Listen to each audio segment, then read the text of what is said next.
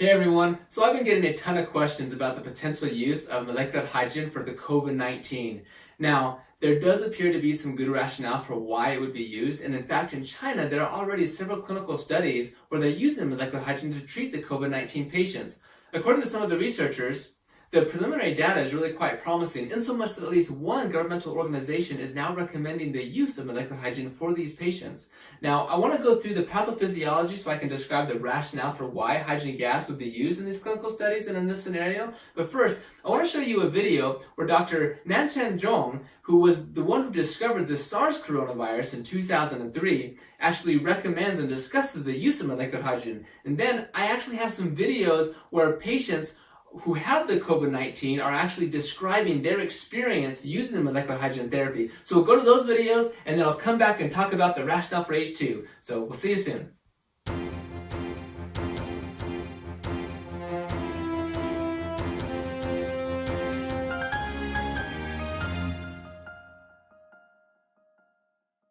We just finished some of the data from 3 hospitals. We use hydrogen and oxygen mix. Yes. It seems to be working very well. I am happy about that. So I just got the data right now. So from Wuhan and from Guangzhou and 3 hospitals, altogether 60 something. And after inhaling this hydrogen and oxygen mix gas, they improve. The dyspnea improved the 2nd day, and the 3rd day, and the 4th day.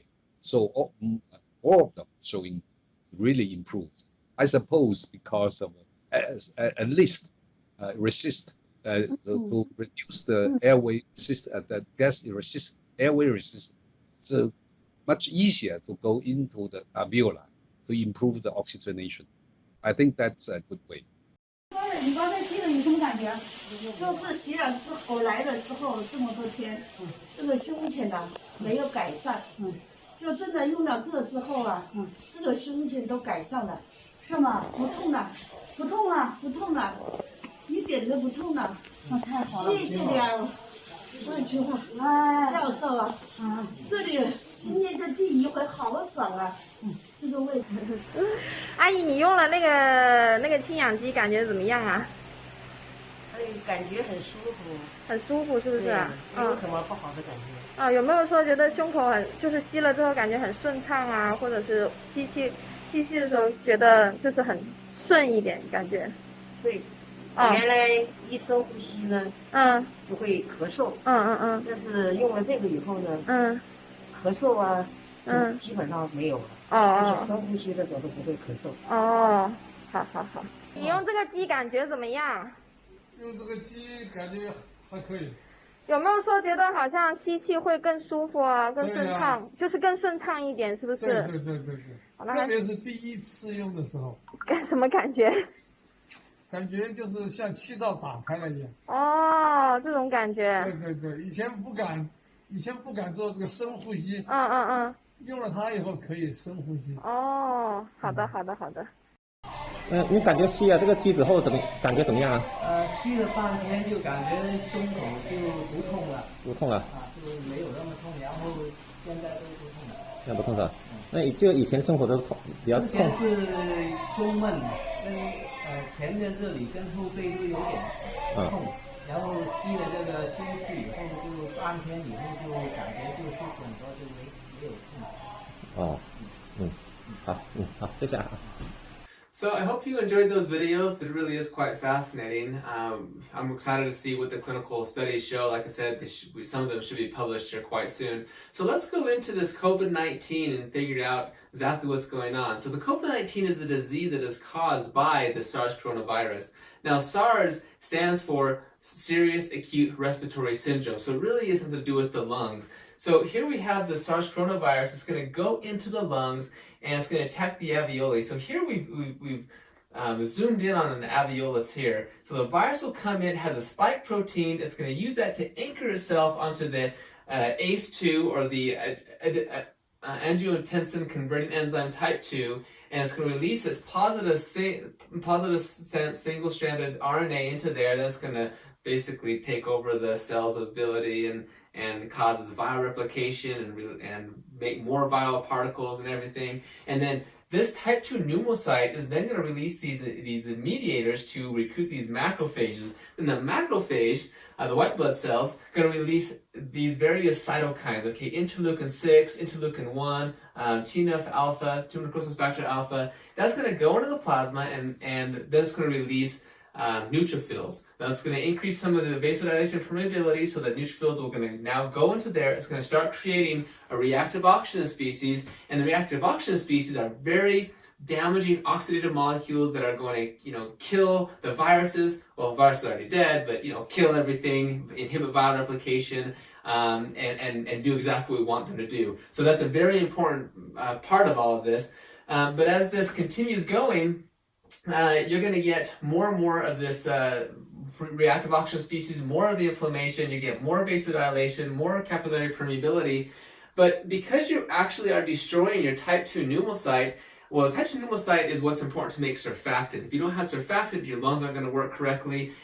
So you don't have the reduced surface tension, so you have a decreased concentration. Plus, with the permeability, all the plasma is releasing out into the alveolus, and so now you have a collapsed alveolus. So, of course, you have a collapsed alveolus, you're going to have very difficult for gas exchange. You're going to have to work really hard to breathe. So you're going to have a very difficult time breathing with that problem. When this, because of all the reactive oxygen species, you're damaging the actual cell. So the whole entire alveolus will end up dying. And now you're going to try to be coughing that up, so you have a productive cough. So people are going to present with a cough and everything. Plus, with the interleukin 6, interleukin 1, these are going to go to the hypothalamus. That's going to control the body temperature. It's going to say, hey, let's increase the body temperature. That's going to cause a fever, so now people are going to have a fever. So all this is going to continue getting more and more inflammation. You get this systemic inflammation, so more vasodilation, and that's going to cause lower blood pressure, or hypotension. So you're just going to feel weak and fatigue and everything, right? So you have this hypotension. Well, that's also going to cause low blood perfusion. Well, low blood perfusion, meaning you're not going to get the oxygen-rich blood to your cells. So that's going to cause low oxygen levels or hypoxia, right? So now you're going to be short of breath. Plus, with this issue, you're short of breath, but also here, and that's going to activate the chemoreceptors. It's going to cause you to activate sympathetic nerve activation, so you're going to have a higher heart rate, for example. So you have fever, difficulty breathing, higher heart rate, a cough, all of these things, but you're not getting the nutrients there either. You're not being able to do metabolic waste removal. So that's going to cause cell death, right? Apoptosis, necrosis, autophagic cell death, the different pathways of cell death, and that essentially killing those cells, you're going to cause multi-system organ failure. Now that's, of course, really bad.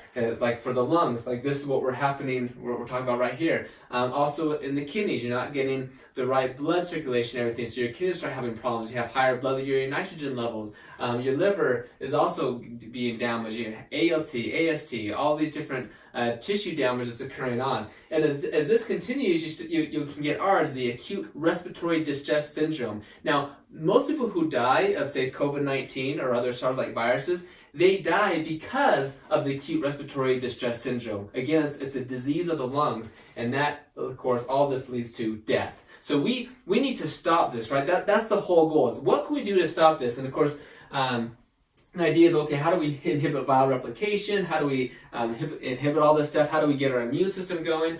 Well, notice that a lot of the damage is occurring here from the reactive oxygen species and this inflammation that leads to systemic inflammation. Well, let's zoom in on this a little bit and understand it, because this is really what's going to help you to understand the rationale behind hydrogen gas, rationale for hydrogen gas. Why are they using it in the clinical studies? Why is it having the effect that it does? It helps to explain all of this. Okay, so first, reactive oxygen species. Again, these are very oxidizing molecules. Well, actually, superoxide is reductive, but the point is they cause a lot of oxidative damage, okay? You cut your apple in half and it turns brown, that's oxidation, that's damage, it's rusting. And that same thing happens to your cells. It causes lipid peroxidation, DNA damage, all of these things. So we don't want to have an excessive amount of that. But these are also important. These neutrophils, they produce these reactive oxygen species. They express these NOx enzymes, or NADPH oxidase enzymes. And it takes oxygen, normal oxygen, and converts it to the radical superoxide. The mitochondria, electron transport chain, also produces as a source for superoxide production. This is also very important. Superoxide is what is, again, killing the pathogens, killing all the bad stuff, and helping you. So you really want superoxide. You just don't want too much of it. It's got to be regulated, right?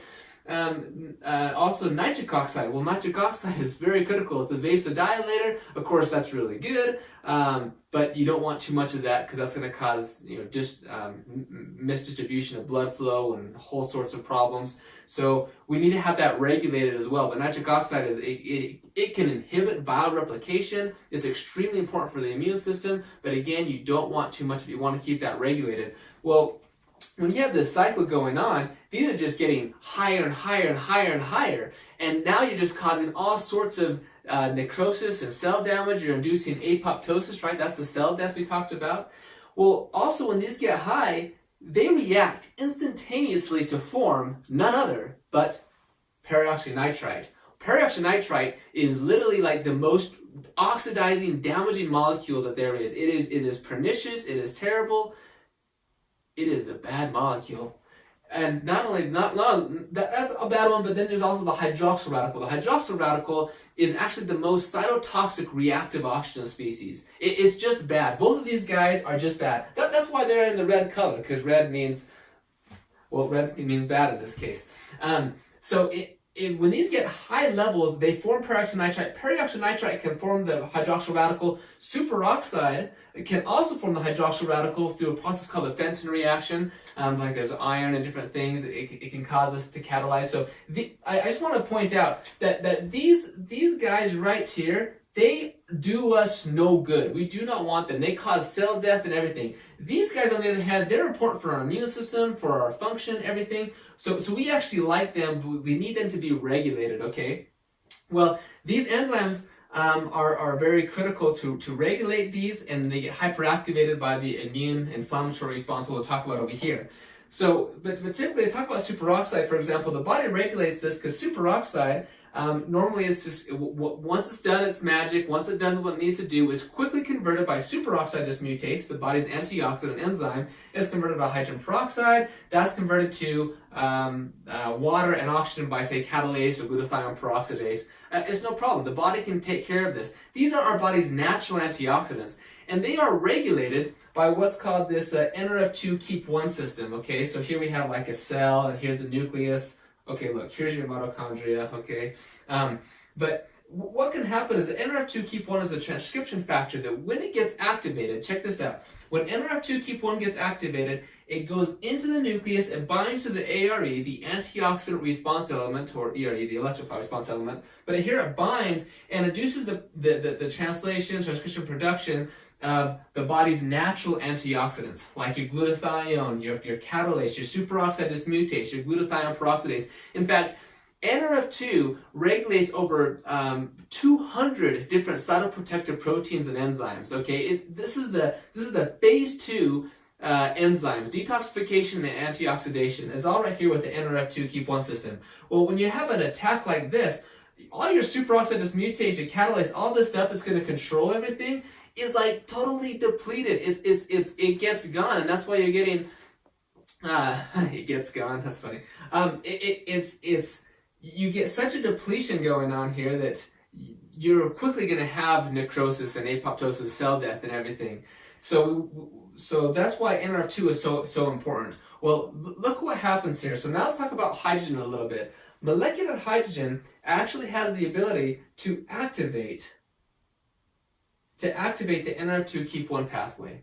And when it can activate the NR2-keep1 pathway, it's going to help to replenish and maintain that redox homeostasis of your glutathione, your superoxide dismutase, your catalase, like I said, over 200 cytoprotector proteins and enzymes. And as it does that, it's going to help to maintain this whole thing, okay? So that's one critical aspect. Another critical aspect is hydrogen can also regulate this area over here. It can actually regulate the NADPH oxidase system. It can actually down-regulate this, so you actually get less superoxide production. If it's too much, for example, it can help bring that down, as well as regulate the nitric oxide synthase enzymes, has regulation in the mitochondria. So actually, some really neat benefits in the mitochondria that we're finding with the hydrogen gas.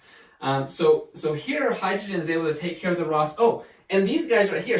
So hydrogen actually can selectively reduce these guys, the hydroxyl radical and the peroxynitrite. Okay. Now consider, see, other antioxidants, say vitamin C or vitamin E or whichever ones we're talking about, there are some potential problems because in some ways, just based upon reaction kinetics or stoichiometry or different things, not stoichiometry, but those things can react indiscriminately with things like superoxide or nitric oxide. Okay, hydrogen gas can actually not react with nitric oxide or superoxide. The only things it can react with are these very dangerous and very damaging oxidants, hydroxyl radical and peroxynitrite. It can't react here, but it can selectively reduce these guys. It can increase NRF2 activation to increase your body's natural antioxidants, and it can regulate the enzymes, the very enzymes that are producing these. So it's a very good regulatory system of what hydrogen gas can do, okay? And consider it is a smallest molecule, smaller than oxygen, so it's able to diffuse into the cell, into the nucleus, into wherever, very easily, where it can have these regulations, okay? Okay, so now let's go to the inflammation, okay? During this process, we get what's called the cytokine storm. That's when we have just this huge upregulation of all these cytokines, and we have tons of problems going on here, okay? So, for example, interleukin-6, interleukin-4, tumor necrosis factor alpha. Well, these are regulated by other transcription factors like NF-kappa B, NFAT, STAT1, or STAT3.